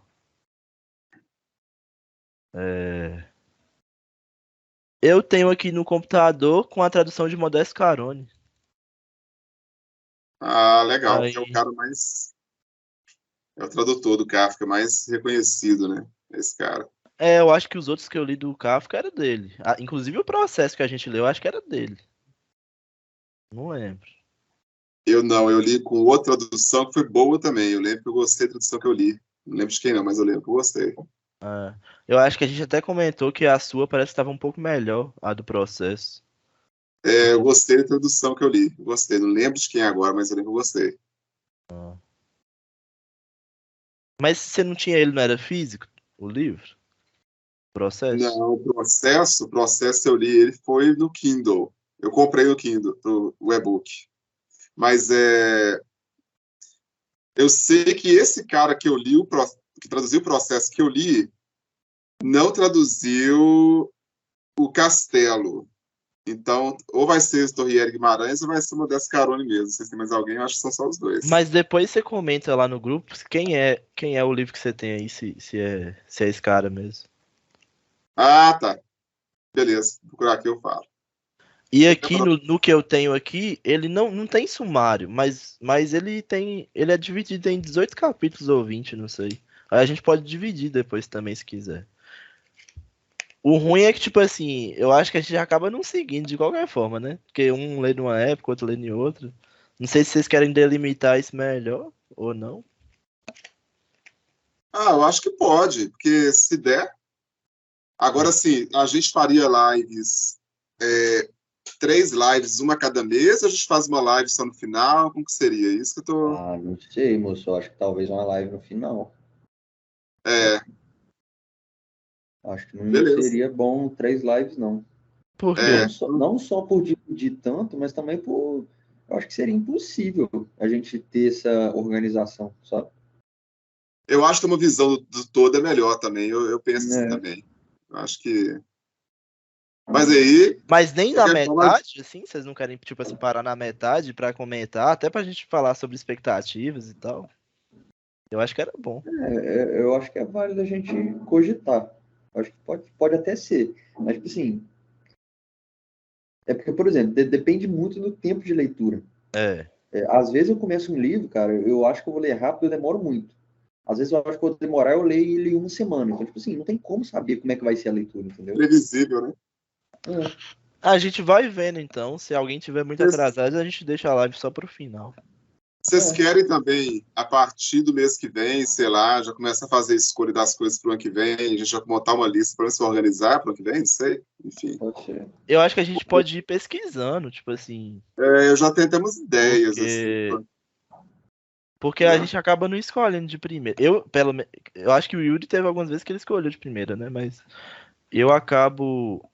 Não, depende muito também, né? Se for uma indicação de um professor, às vezes eu até escolho de primeira, mas quando eu vou pesquisando, assim, algum conto, eu acabo dando uma olhada mais com calma, sabe?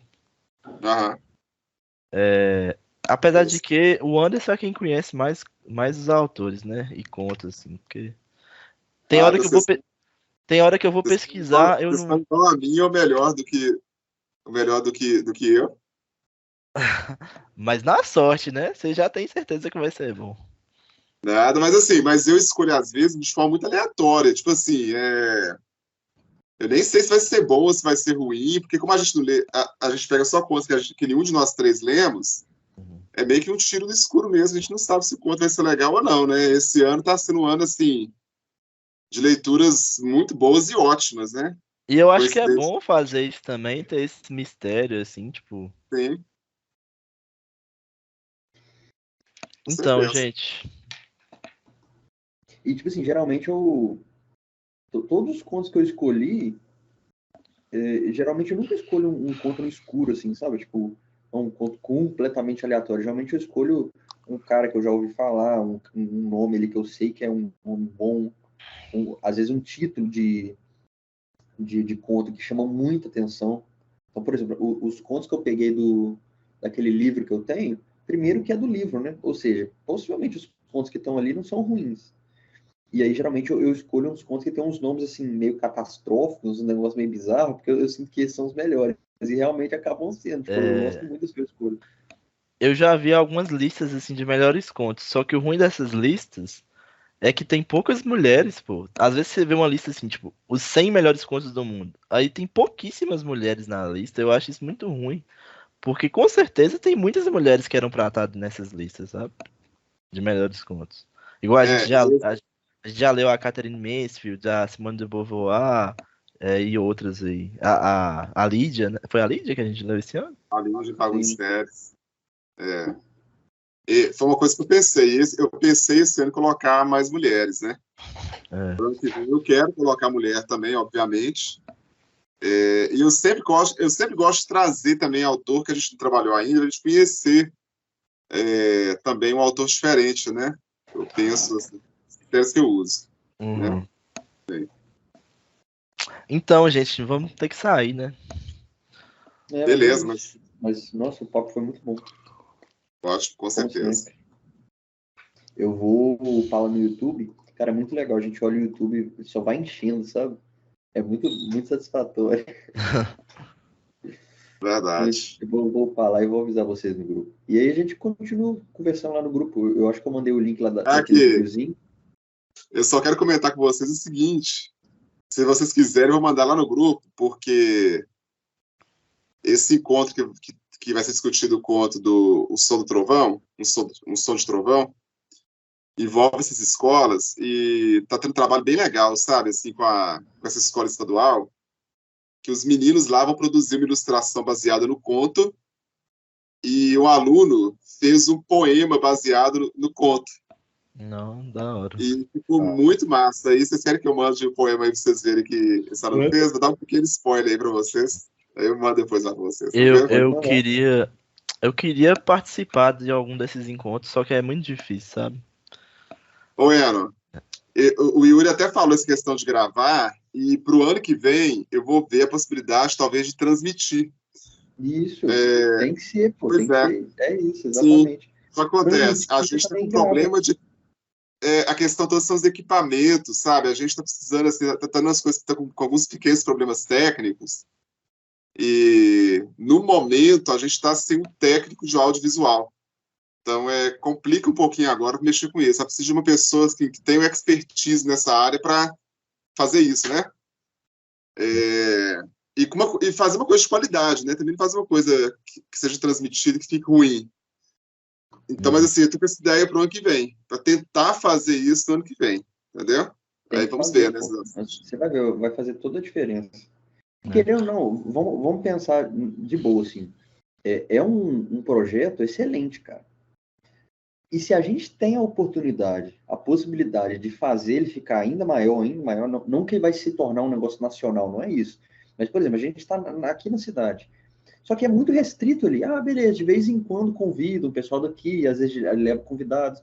Beleza, não tem problema. Mas se a gente tem a possibilidade de fazer uma transmissão, por exemplo, com a Genial, né, eu tinha dado a ideia de gravar. Você veio com a ideia melhor, que é transmitir. Então você pode transmitir ao vivo e ainda você vai estar gravando ao mesmo tempo. Isso aí você vai estar mostrando para muito mais gente da cidade, pessoas fora da cidade podem assistir também. E eu acho que de disseminar muito mais, sabe?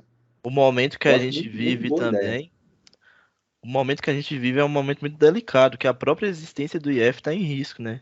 Então, assim, eu acho que quanto mais tiver coisas que as pessoas saibam o que acontece dentro do IF, melhor, porque a gente vive um momento que as pessoas acham que, tipo assim, que é balbúrdia e todo tipo de coisa mais aleatória possível que acontece lá dentro, mas não, a gente tem que...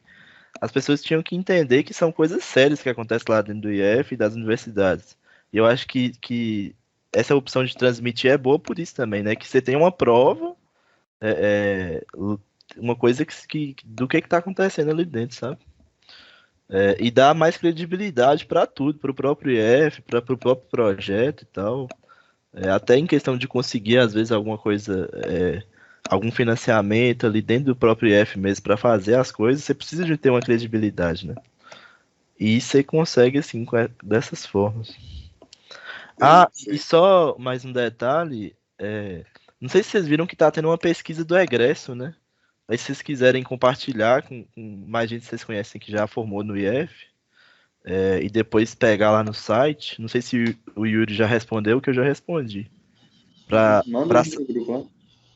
Tá, eu te mando lá. Eu vou mandar lá no grupo. Não vi, não. Te manda lá no fone. Então falou, pessoal. É isso. Falou, galera. Assim que eu falo no YouTube, eu aviso vocês. A gente continua conversando lá. Valeu. Zero. Mengo. Valeu, gente. Falou. Tchau.